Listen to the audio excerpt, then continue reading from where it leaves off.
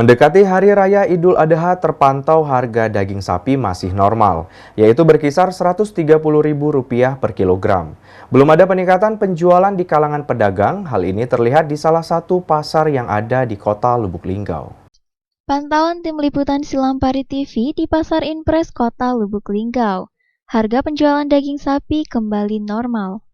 Harga jual daging sapi masih normal sebesar Rp130.000 per kilo untuk sapi lokal. Harga tersebut tidak mengalami kenaikan atau penurunan. Harganya pun masih terbilang normal. Pedagang daging sapi, Febri, mengatakan, untuk saat ini harga mulai standar lagi hanya Rp130.000 per kilogramnya. Ia menyampaikan, pembeli daging saat ini hanya langganannya saja, seperti pembuatan bakso dan rumah makan.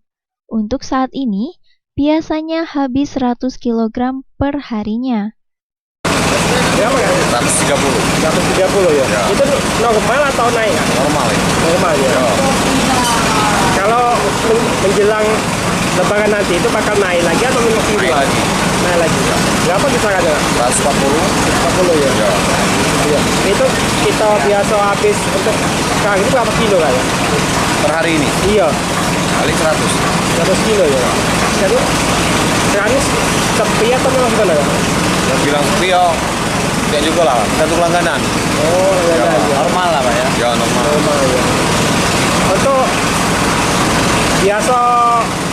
yang biasa beli itu dari mana ya? Langganan itu. Langganan itu lah ya? Bakso. Tinggal nila atau gimana? Tinggal nila. Tinggal malah ropit. Itu rumah makannya macam mana Pak? Rumah makan bakso. Oh bakso Pak ya?